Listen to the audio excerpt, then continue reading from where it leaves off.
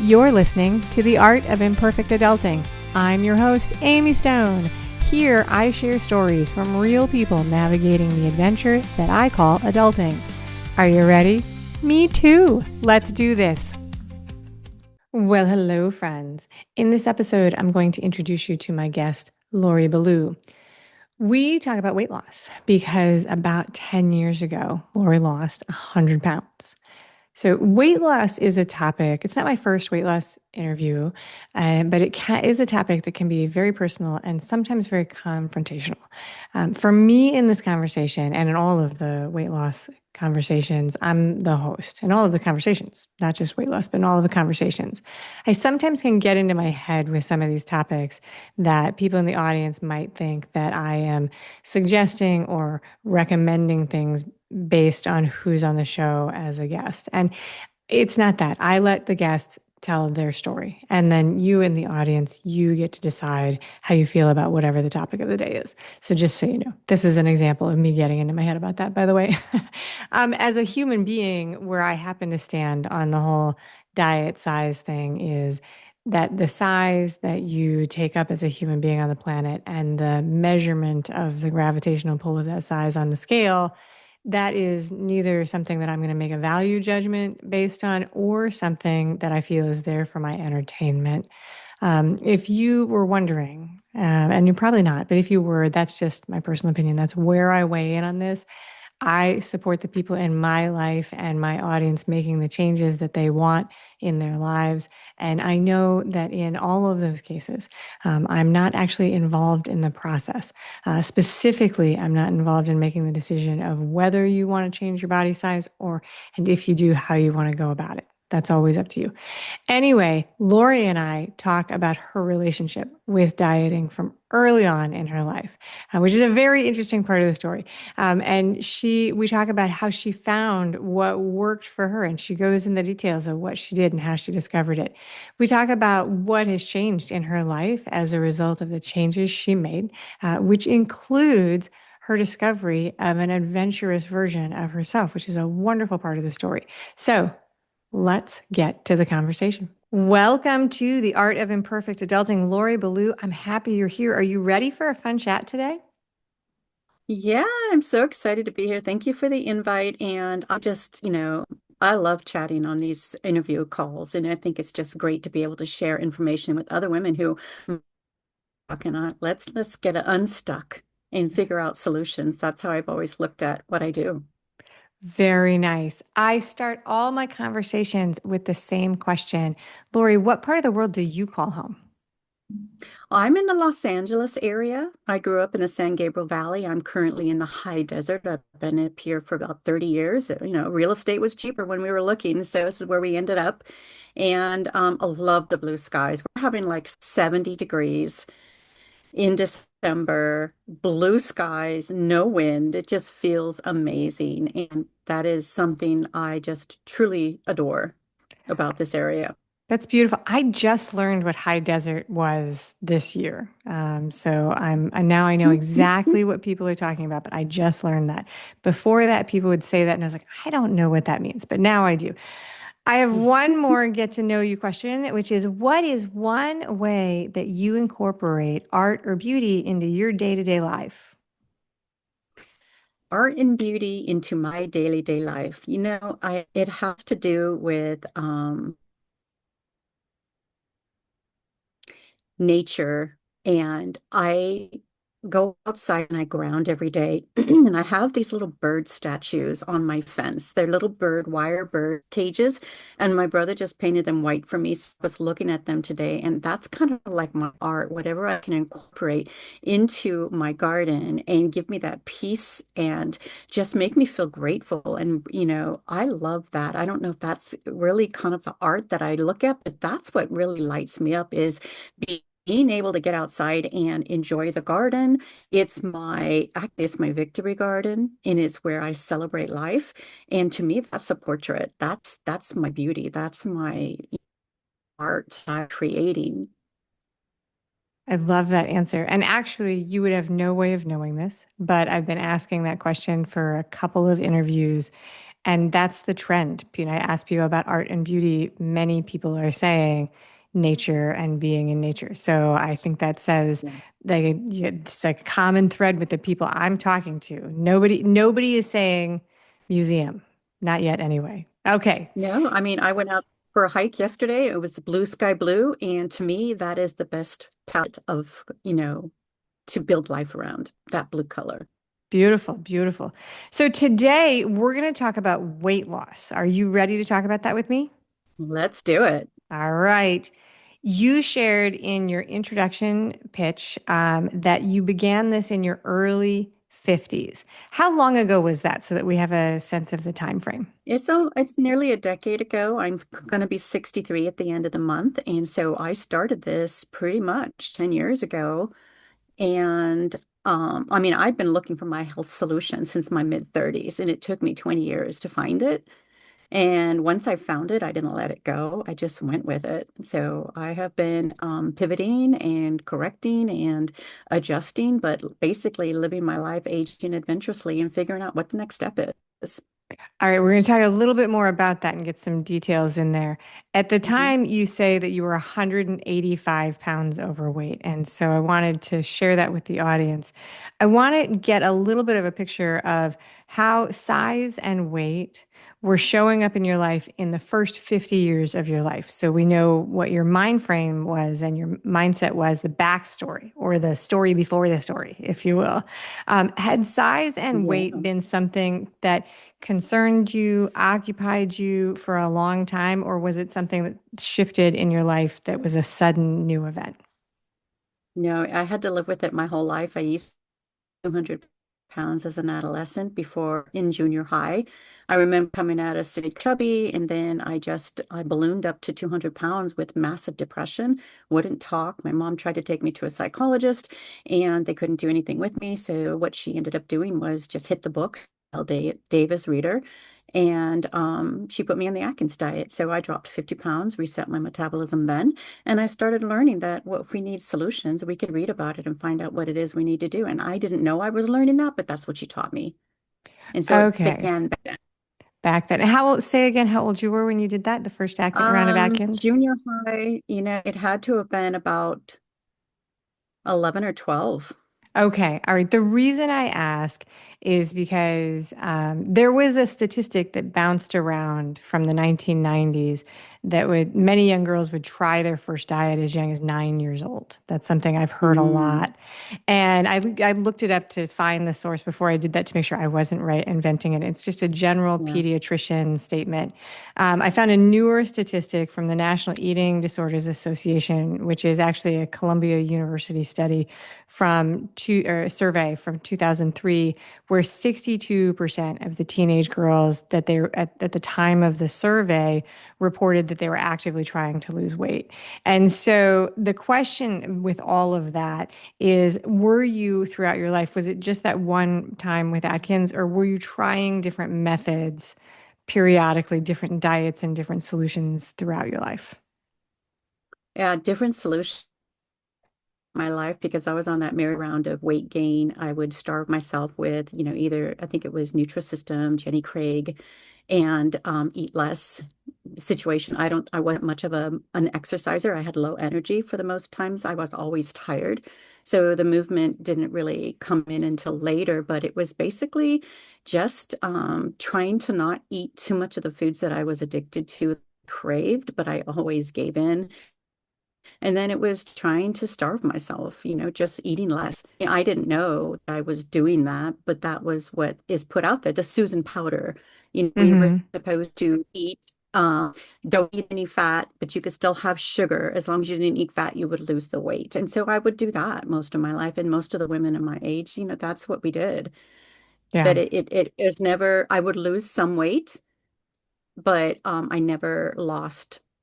I was never successful to keep it off.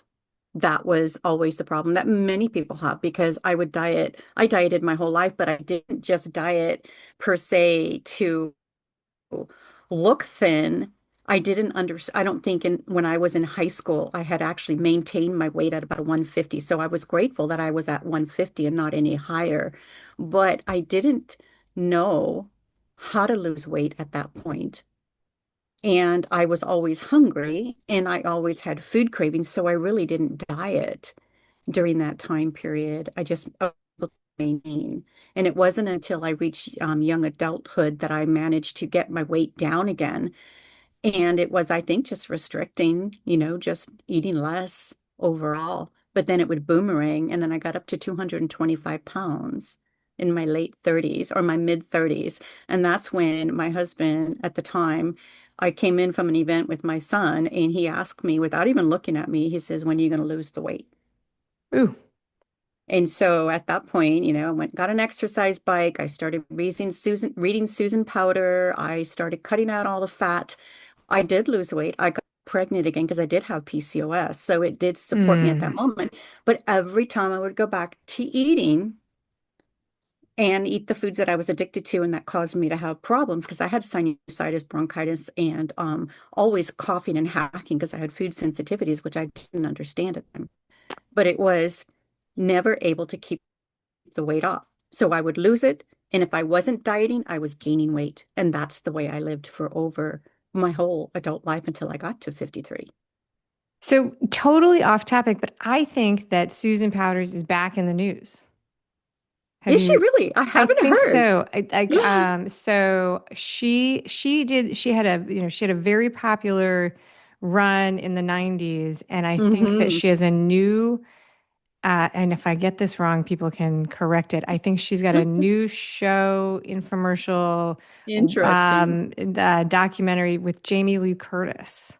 Wow. Yeah, so you might so Google it after we get done Yeah, because I you might will. enjoy. If I have it right, I think that she had a bad contract and had some rough couple of years Mm. after that. Like so she with which is happens to anybody. Not a statement on her, but since it came up, I was like just came into my mind. Okay, so the way you did this, you told me in the description that you lost this weight in your 50s. And 50-year-old weight loss is a whole topic on its own. It is a thing that people talk about, and there's a million different theories and methods and a whole diet culture thing. But you shared that what you did is you changed a bunch of things in your life slowly over time. Take us through some, or I mean, if it's all, you talk about it, I think more often than I do, but take us through some of the things and habits that you did change to make this happen for yourself. Yeah, so what I noticed when I had done HCG at one point, and I was studying ancestral health and nutrition and the low carb diet, and I was reading the books, um, Dr. William Davis on the Wheat Belly book. Oh, And I just yes. learned more and more about what food does to the body and the brain. And then I was reading Gary Taubes and then insulin resistance. And it was still just percolating in my brain because I had so many food sensitivities and I had so many cravings that to really understand what I was doing, I needed a tool. I needed something that was going to support me to get me off those food cravings and make that transition. The only thing in my whole life that worked was getting excited about the keto diet, the bulletproof program, fall roadmap that would work for my brain and my body that gave me my life back. And so when I was able to find that fat could give me the energy that the carbs were destroying, then I was able to actually get my brain health back, start losing the weight, feel in control of my body for the very first time in my life. That was very empowering. It gave me confidence back. It made me feel better. My eyes started working better. My hair started growing in. I just felt like I had my life back. All right. Only from read all the paleo books. I picked up all the paleo cookbooks. I tried all the diet. I did HCG. I lost weight and then it all boomeranged back. And anytime I would eat wheat or have honey, I could just feel the brain fog coming in and it would just roll me over. And so I was so grateful to find the ketogenic diet because for an obesity body like mine, that was the only thing that was going to work. And none of the other I mean, I worked in a health food store. I tried all the diets. I tried vegetarian. It just made me brain fogged. I couldn't live that way. And I didn't like myself. I had so much anxiety and depression. I didn't even know who I was. I never had joy. It's really What crazy because, yeah, I never had joy. What is HCG? You said that a couple So times. the HCG, I don't know if I could say it correctly, but I'm going to give you a description, but it is the growth hormone Okay. for pregnancy. And Yeah, it's a so big that's long okay. word, right? Yes, that's the Yeah. test. And That's so the when one you they, take, okay.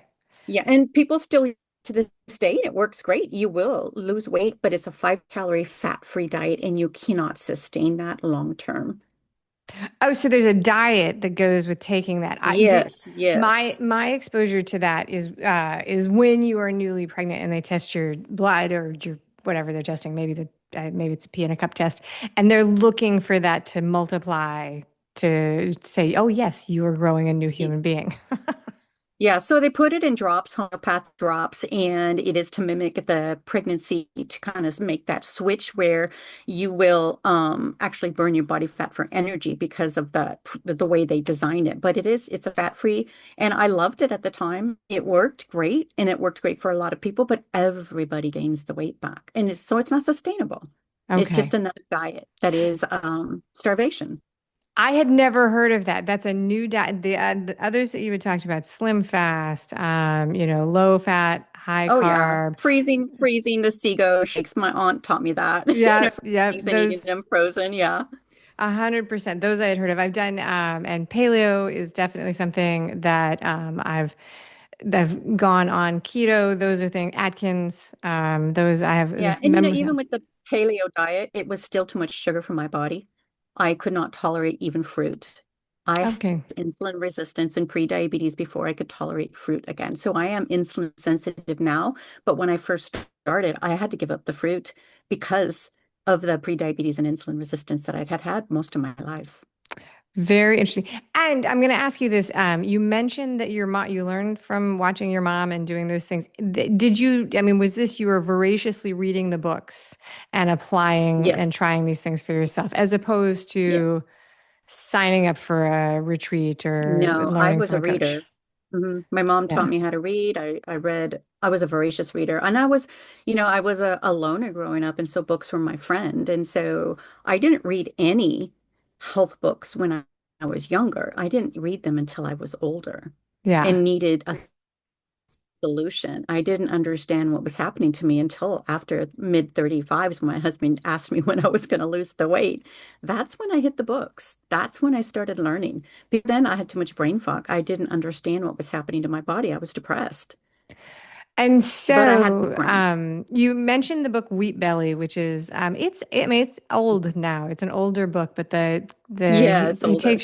takes you through the sort of his theory of the wheat we eat today is not at all the wheat that our bodies were cultured to eat. And so that lends itself into that discussion. You mentioned that you had food sensitivities that you were unaware of.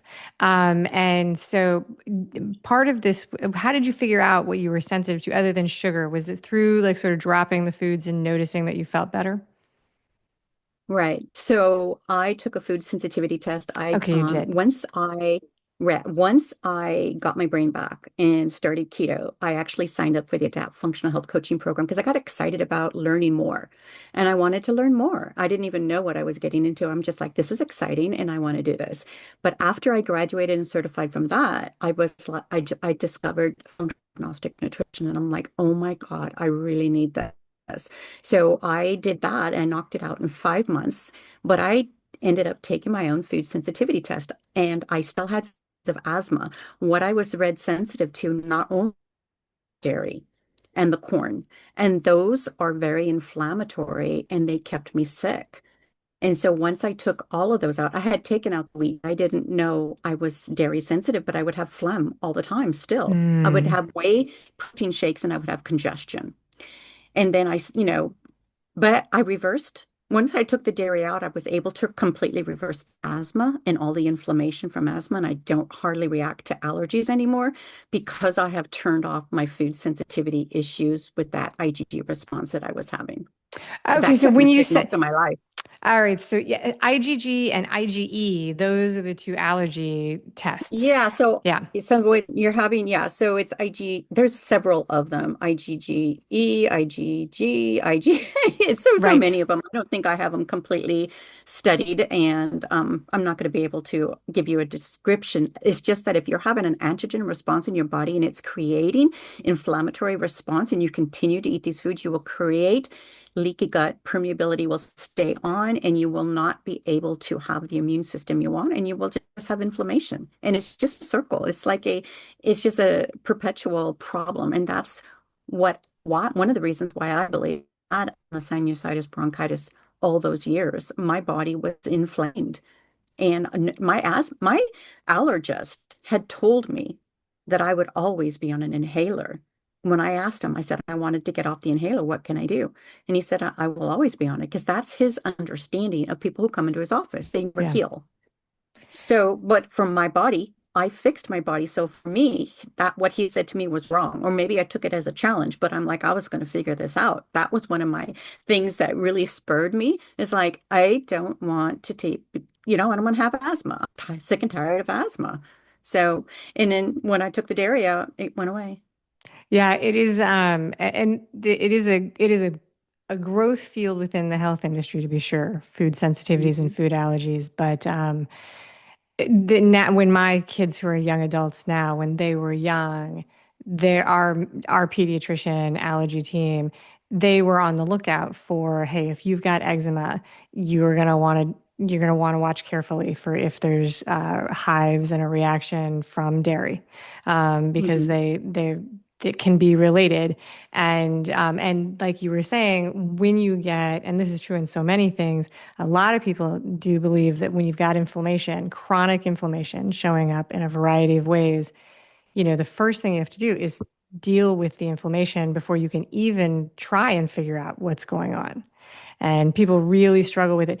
But the reason I'm talking about it is not because I'm an expert, right?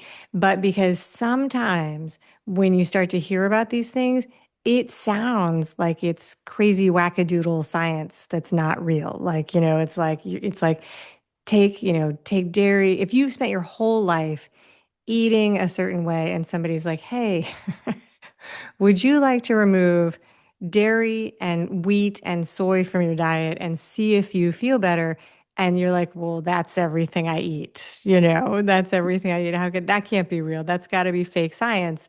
But for some people, it really does work, and for other people, it's really interesting because you can have one person who really responds really well to one protocol, and another person who has an absolutely different experience with food in their own body.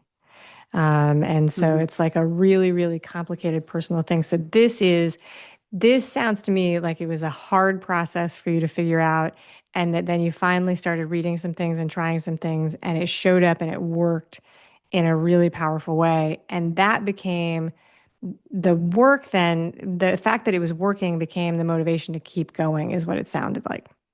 Yeah, I mean, I look at it as just pivoting and looking for a solution to all of to why my body wouldn't lose weight faster. Like I only lost 20 pounds in the first 3 years, but I felt Okay. better than I'd ever felt before. So there was still something blocking me. So I did have to figure out the food sensitivities to get some more support to calm down the inflammatory response. And I was also working retail at a natural food store under the lights and with a lot of stress and pressure there. And until I started work using digestive enzymes and probiotics, that I actually got some more weight loss because that started supporting my gut health. And then the biggest thing was really reducing stress on leaving the bright lights in the retail environment and working from home.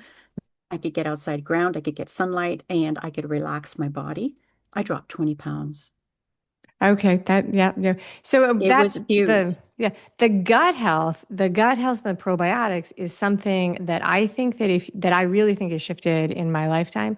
I think that if Hmm. somebody had told me when I was 15 or 18 years old, about probiotics and gut health, I would have thought that they were trying to sell me a supplement, honestly.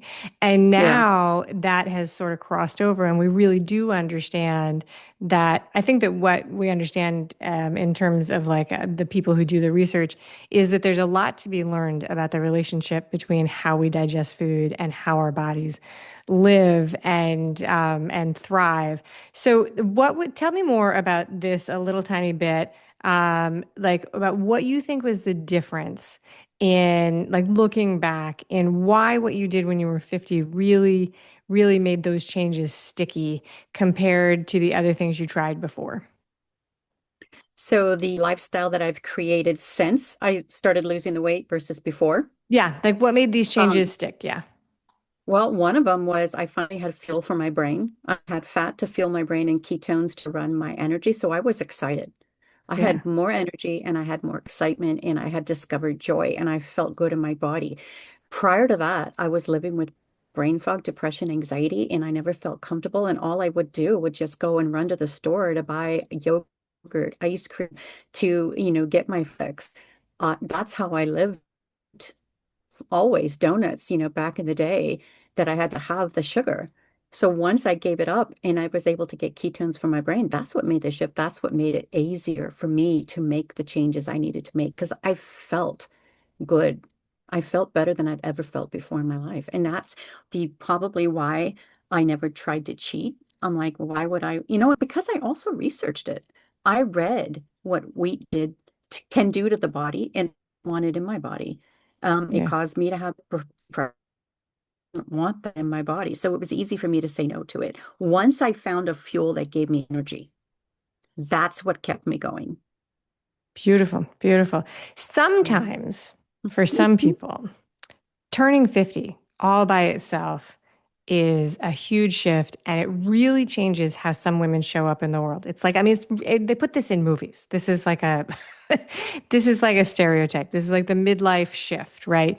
People make Yeah. big shifts at that time, unrelated to food, unrelated to anything. Was there anything else going on in your life in your mid 40s, your 40s that might have swung your mindset and prepped you to make this change? Well, it may go back to when my husband lose the weight because I was still looking for my solution. I would Okay. gain the weight back and I hadn't succeeded. And I kept trying and I kept studying and I was looking to figure out how to keep the weight off, but it just kept rebounding. So I was looking throughout my whole 40s. I feel like I lost my 30s and 40s to obesity. And I wish I had, I wish somebody, like at this age now, I wish somebody had told me at 35 what I know now so that I wouldn't have lost my 30s and 40s to obesity and depression. Do you But think I you would have didn't have that listened? knowledge. Do you think in your 30s, do you think that if somebody had presented you with this protocol, do you think you would have been ready to listen? Yeah, I mean, I Yeah. jumped on the Okay. Susan Powder Yeah. bandwagon full on. I read all the fat-free doctors, and I was like convinced that that would be the way. They all said this is going to help you lose the weight. So I Yes. tried it, but I couldn't keep the weight off because it never took away my cravings. I always had the hunger, and it's, as long as you have cravings and hunger that don't get satisfied, you will just, you can't use willpower forever. You're just going to go and it's not that we're weak. It's just that willpower doesn't work when you have food sensitivities and your insulin levels are turned on. Your body is designed to seek out food. And it's if you're insulin resistant and your insulin levels are elevated, you will go for yourself. That's just how we're designed.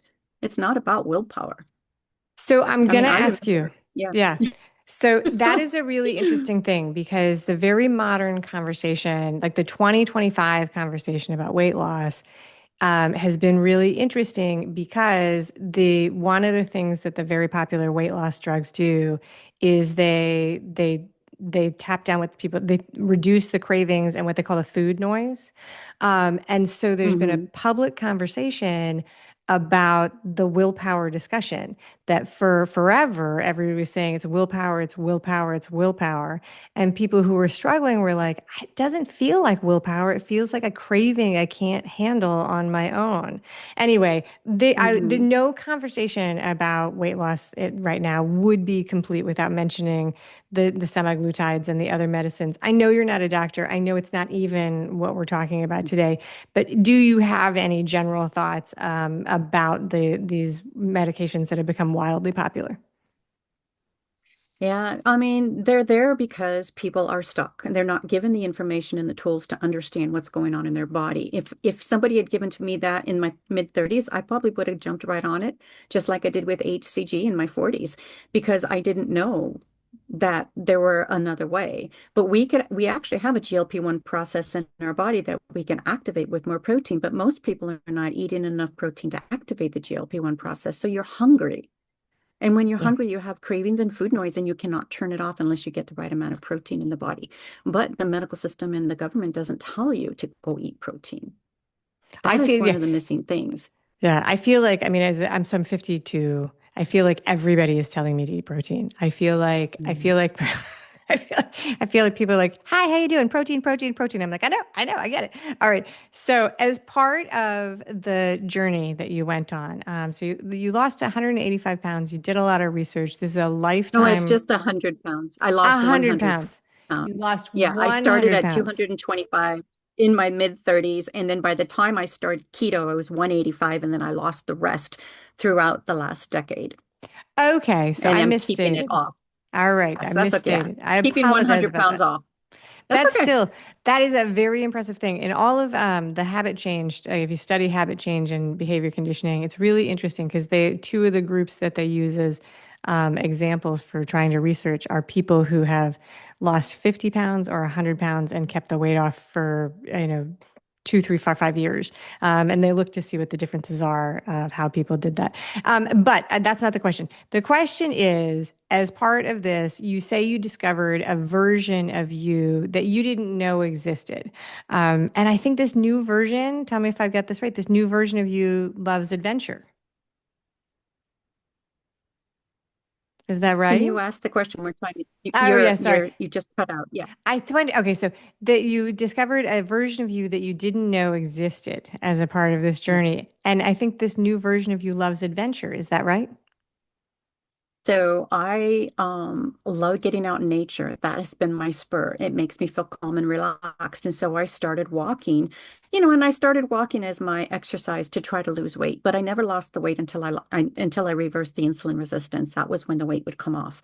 But I was able to get out in nature and reduce my stress, and I felt better. And so I just kept walking and walking until I just felt more invigorated. And then I started going to more national parks and walking more and more. I got stronger and stronger. And then all of a sudden, one day, my friend's like, "Oh, let's go to Zion." She was planning a half marathon. And I'm like, "Oh, I want to go. I love national parks." I had no idea I'd done it before. So I started training for a half marathon. And I did great. I felt good. I didn't have any pain. I was completely dialed in. I was a practitioner already at that point, and I just like, and I mean, I actually not literally, but I was like taking my supplements. I was dialing in what it is that I needed to do, and I felt great. And that spurred me on. After that, I'm like, this is the most fun I'd ever had in my life. And so to me, a half marathon's not a chore. It's something I look forward to because I do them at national parks. And so therefore, I even started back when I started my weight loss journey. My husband and I my walked down into Phantom Ranch at the bottom of the Grand Canyon, and I had excruciating knee pain. I didn't know I had degenerating knees. It was just I just assumed it was aging and getting older. But it was right after that trip that I started the keto diet. And then I would go back to the Grand Canyon every year, every other year, and my knees would feel better. I'd feel stronger every time. So it became kind of like a journey. I would see I would feel the atmosphere. I would feel like I could see my progress, and it became my soul place.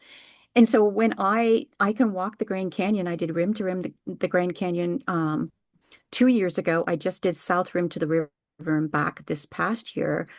There's no pain in my knees, none.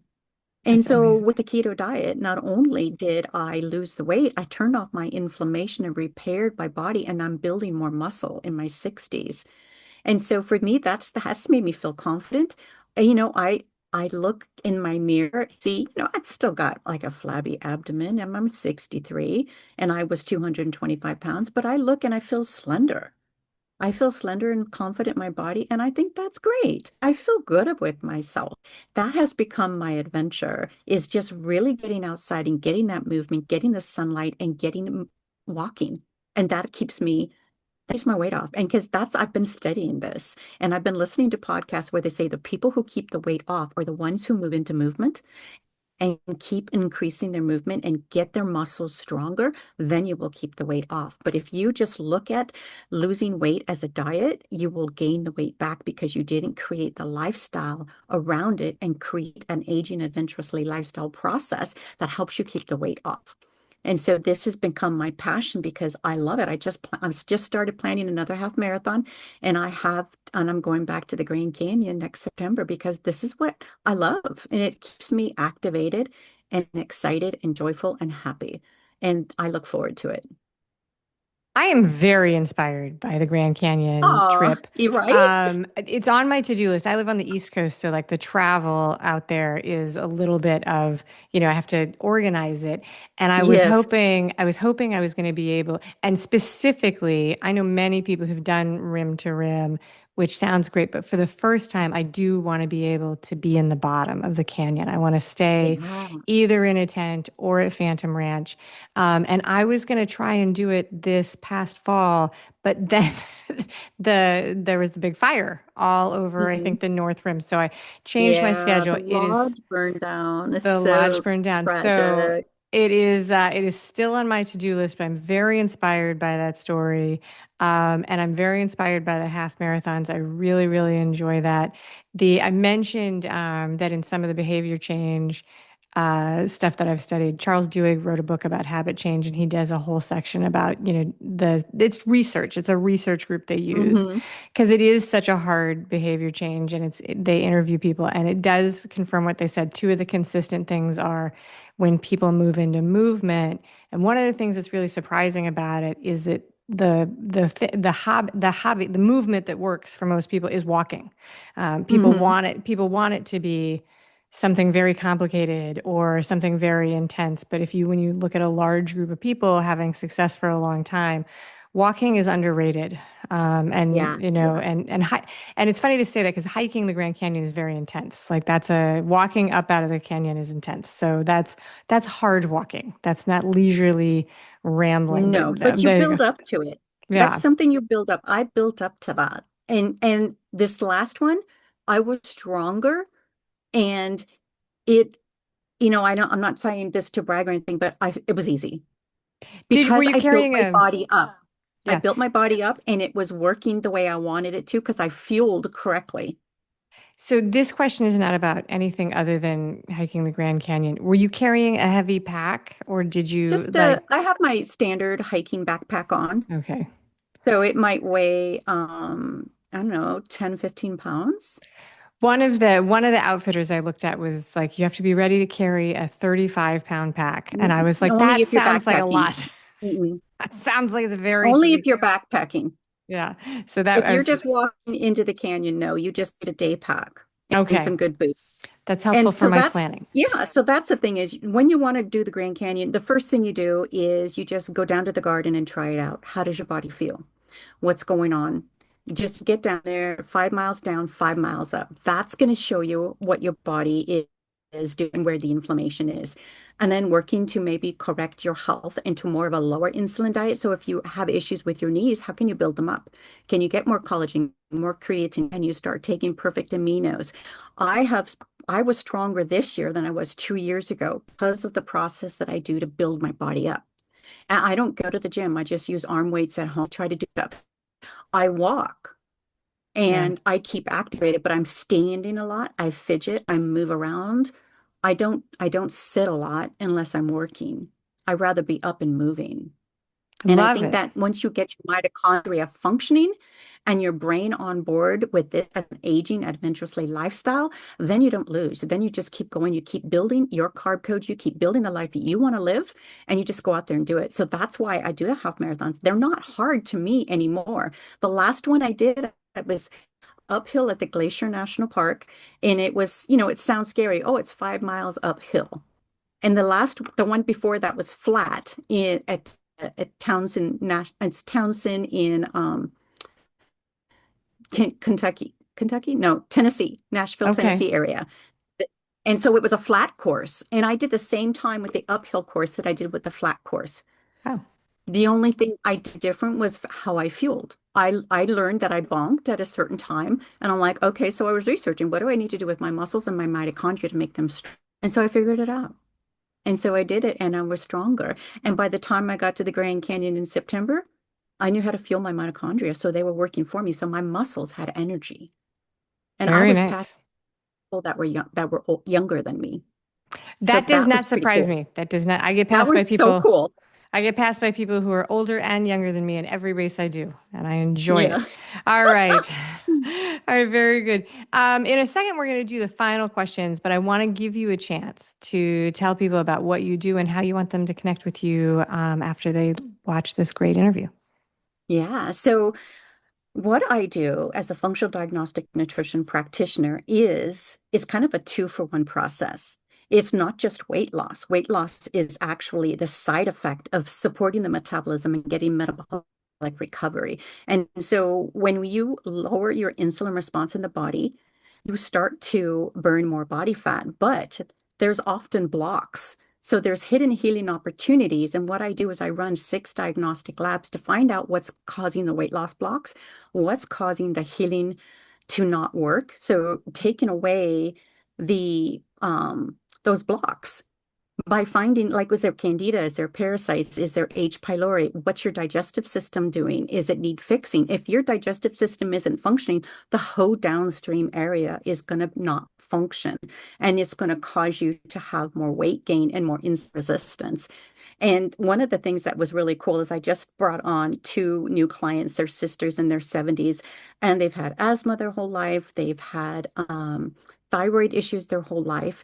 And the first thing I'm looking at is, optimizing what they're eating and when they're eating and how they're eating their food. Because they've been very clean. Their triglycerides are low. Their insulin levels are low. Their A1C is good. Their HDL is elevated. Their D3 levels are good. Blood sugar levels actually look good, but is their metabolism not working? So we find the hidden weight loss blocks by using the labs. And then I take all my lived experience, all of my clinical experience, and I just find what's in the way, help you remove it, keep you strong and accountable. And that's how this program works. It's just really exciting. And, one of the things that one of the client is sensitive to is a red wheat, and they've been eating gluten, and they're doing kefir, and they're dairy sensitive. Mm. So, I mean, this is your whole life at 70, and you've been eating these foods for your whole life. Like if you're taking those and you're sick and you don't feel good and you're sick and tired and you can't move and your knees are falling apart and your eyes aren't functioning, it's something that we get to choose to do, which corrects your health fast because we take away those things that are causing it. If you bring them back in later and your body can accept it, you take things out for 3 to 6 months, get the inflammation under control, correct what's going on in the body. I help find this, help support you to get you there. It's really fast. 6 months, I can help you fill in the cracks and put your body back together again, like Humpty Dumpty, as best as your body can get to healing. There's you don't know what your miracles are, but if you take away the things that are making you sick and tired and you support your body, many things can happen. I don't have asthma. I don't have prediabetes. I don't have depression anymore. I'm not on any medications and I don't have any overt disease. I had melanoma pop out of my neck a year after I started keto. That was Wow. my bullet. And it's never reappeared. Wow. But that was my bullet. You don't know what's happening inside your body until you take it in for that tune-up, discover what's happening like we take in our car. You got to look up under the hood.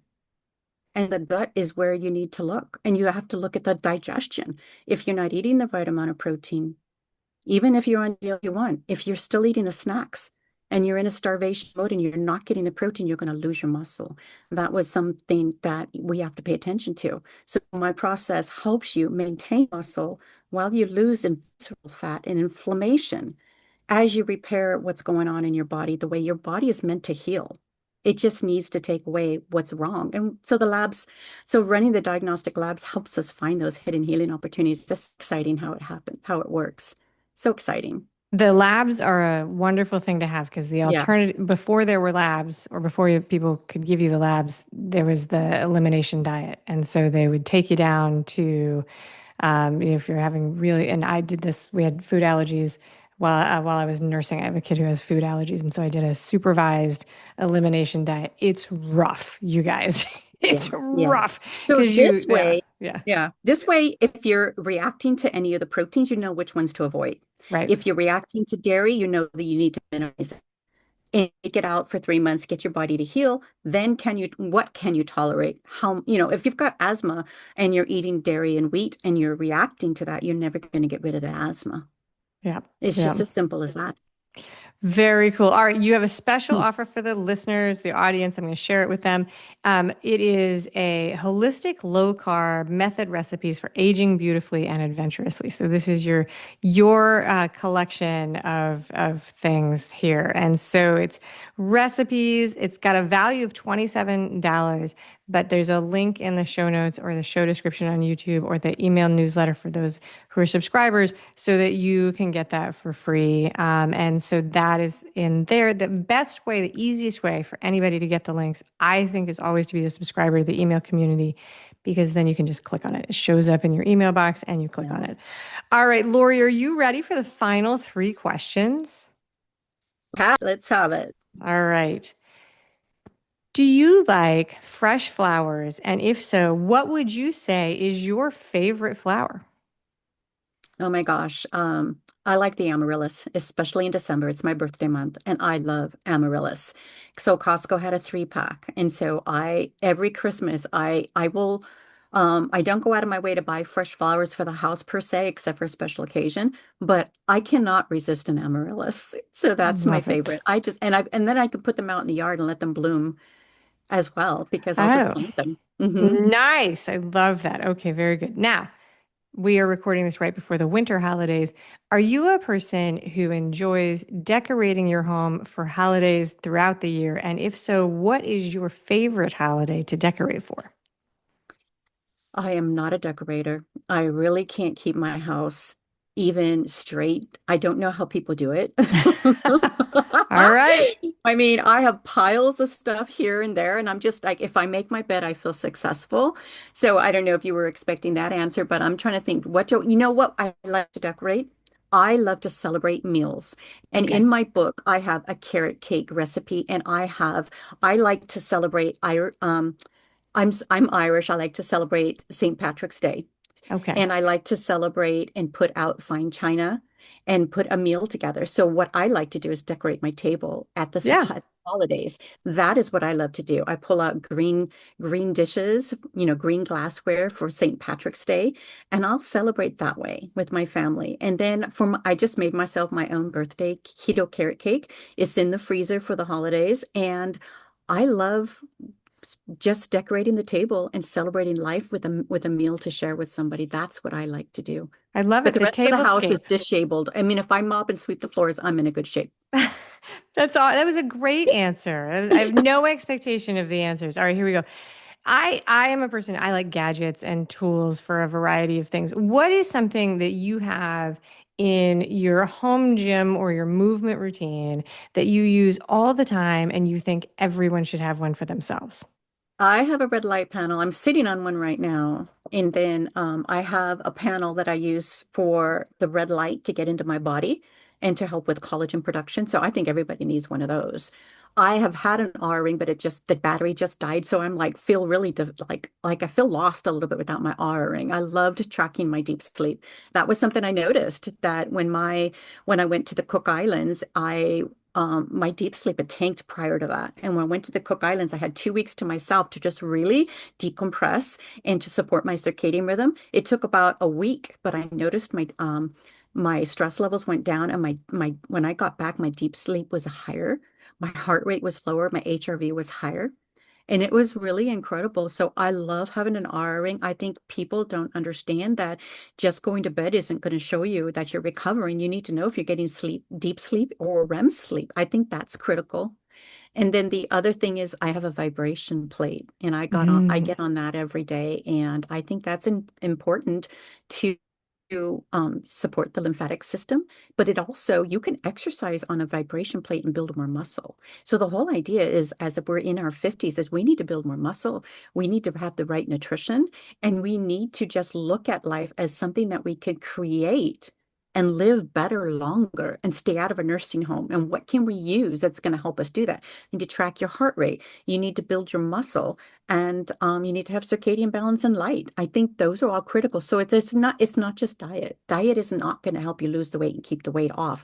You want to look at this as a holistic lifestyle. That's why my program is called the Holistic Low Carb Method. But it's now my aging adventurous process, because I have made it stronger, more comprehensive, and I'm understanding exactly, and I can't give you a cookie cutter process or diet, or even, I don't do a cookie cutter thing. Everything is 100% customizable depending on the person in front of me and their health intake. And then I can actually see what's going on in their body and know how to support them. I love that. There is, last week I saw a video, like I'm on social media a lot because I put stuff out there and then I'm in there and I get trapped in with cute videos and Yes. frequently cats. But this was a video of a woman who had a vibration plate that she bought for her, but her toddler was like requesting it all the time. So there's this adorable video because the toddler thing is great fun of the toddler who gets put on the vibration plate and it's just like, blah, blah, blah, blah, blah, and it's so cute. It's So funny. My so puppy cute. was sitting on it today trying to get on while I was doing it. I just got a new puppy. He's 10 weeks old. I've had him for 2 weeks, and he's trying to put his paws on it, and he was sitting on it. So I'm like, he might get up there and do it with me. I don't know. I love it. I love it. That's it. Thank you so much, Lori Balue, for being a wonderful guest today on the show. You're welcome. Thank you for having me here. Thank you for listening today. I hope that you enjoy the show. And before I go, I want to encourage you to become a bigger part of the conversation. Obviously, subscribe wherever you're listening to the show. Listen to more episodes. That'd be great. Again, please write a review and tell your friends about the show. That truly is a great help for getting the show in front of new people. Okay, but more fun for you yourself, head over to imperfectadulting.com and join the email community. You'll get some free stuff right away, and that way you'll begin to get the emails about the podcast. This includes the links for the special offers from the guests, and it's the only way to get that. Also, if you aren't in the mood to listen, I actually include an article directly in those emails. Whee! Now, if you love this and you crave more time with me, Amy, as a coach, a mentor, or just adultier adult, numero uno, check out The Village. If you have a story you want to share with the listeners, I'd love to hear from you. I have an open application. Just let me know you want it. And that's a wrap for today. Until next time, remember, the journey is the destination. Ralph Waldo Emerson said that, not me. Well, until just now, I did just say it. But what I want you to hear today is that if your adulting journey isn't going the way you expected, that may not mean that you're lost. It may just mean that you're on your way. This is Amy Stone, signing off.